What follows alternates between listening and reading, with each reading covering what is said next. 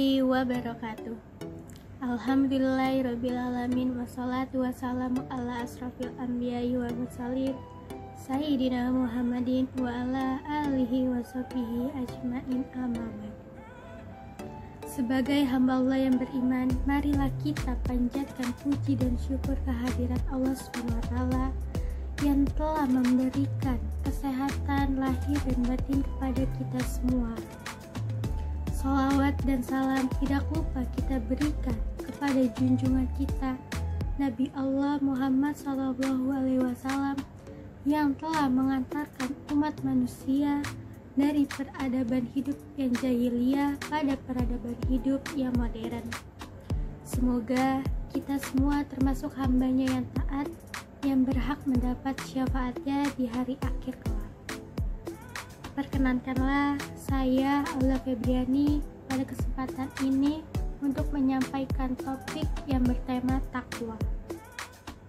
Takwa adalah sebuah kata yang sudah tidak asing lagi bagi kita semua. Pendek kalimatnya, tetapi mempunyai arti yang sangat luas. Banyak orang yang berbicara tentang takwa, mulai dari anak-anak sampai kakek nenek, dari TK sampai perguruan tinggi, semuanya berbicara tentang takwa. Karena seringnya diucapkan, sampai-sampai takwa ini mengalami pergeseran arti. Padahal, para ulama telah mendefinisikan takwa yaitu sebagai memenuhi perintahnya dan menjauhi larangannya. Saudaraku kaum muslimin rahimakumullah, sebagai muslim kita harus bertakwa kepada Allah SWT agar kita mendapat rahmat dan maghfirahnya dari Allah, dan derajat takwa ini hanya bisa dimiliki dan diperintahkan kepada orang-orang yang beriman kepada Allah. Sesuai dengan firman Allah dalam Al-Quran surah Al-Baqarah ayat 102 yang artinya, "Hai orang-orang yang beriman, bertakwalah kalian semua sebenar-benarnya takwa. Janganlah kalian mati kecuali dalam keadaan." Kita sebagai muslimin harus konsisten dalam bertakwa. Mau itu kapan dan dimanapun kita berada, di situ kita harus bertakwa kepada Allah Subhanahu wa Ta'ala. Mau di kantor bertakwa, di sekolah bertakwa, di rumah bertakwa, di masjid bertakwa, di pasar kita bertakwa. Bukan hanya di rumah atau di masjid saja kita bertakwa kepada Allah Subhanahu wa Ta'ala. Saudara-saudaraku kaum muslimin rahimakumullah, sekarang timbul pertanyaan, apa sih tanda-tanda orang yang bertakwa itu? Mari kita lihat dalam surat Al-Baqarah ayat 3 sampai dengan 4. Yang artinya yaitu orang-orang yang percaya pada hal-hal yang gaib, percaya adanya surga dan neraka, percaya adanya jin dan setan, percaya bahwa setan dan jin itu ada. Orang-orang yang mendirikan sholat. Kenapa di sini dijumpai kata mendirikan?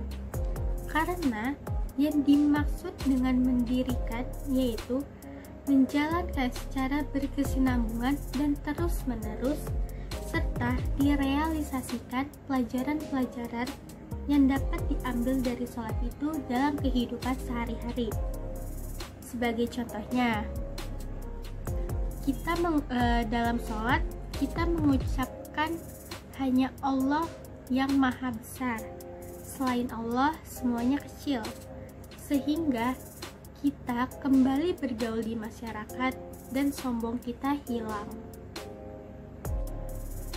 Menginfakkan sebagian hartanya yang Allah berikan kepada kita untuk dibelanjakan di jalan Allah.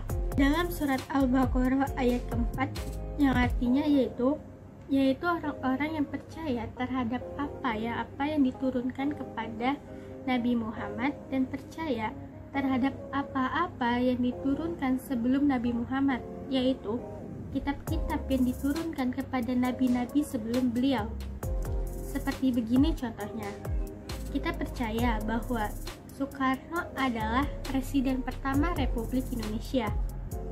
Percaya hanya sekedar percaya, tetapi tidak wajib mengikutinya karena masanya telah lewat. Sekarang adalah masa reformasi. Jadi, yang diikuti sekarang adalah masa reformasi. Jadi, yang wajib diikuti adalah era reformasi. Dan sekarang bukan lagi masa Taurat dan Injil. Maka, Taurat dan Injil ini tidak lagi wajib kita ikuti. Tetapi, yang wajib kita ikuti adalah Al-Quran, karena akan terus berlaku sampai akhir zaman. Orang-orang yang percaya dan yakin akan adanya akhirat, saya juga percaya akan adanya akhirat. Percaya bukan hanya sekedar percaya. Percaya yang dimaksud adalah percaya yang membiasakan dalam kehidupan sehari-harinya. Orang yang percaya akhirat itu jalannya tidak ampuh. Orang yang percaya akhirat itu ngomongnya nggak asal ngomong. Tetapi mereka yang percaya akhirat itu hidupnya dan gayanya betul-betul diperhatikan. Saudara-saudaraku kaum muslimin rahimakumullah, demikianlah ceramah agama yang dapat saya sampaikan pada kesempatan ini. Semoga dapat bermanfaat bagi kita semua dan dapat kita aplikasikan dalam kehidupan sehari-hari. Lebih dan kurang mohon dimaafkan. Yang benar datangnya dari Allah Subhanahu wa Ta'ala yang Maha Benar, dan yang salah, hilaf dan keliru itu datangnya dari saya pribadi sebagai manusia biasa yang tidak pernah luput dari salah, hilaf dan dosa. Akhirul kalam, subhanaka Allahumma wa bihamdika asyhadu alla ilaha illa anta astaghfiruka wa atubu ilaik. Wallahul muwaffiq ila aqwamit thoriq. Wassalamualaikum warahmatullahi wabarakatuh.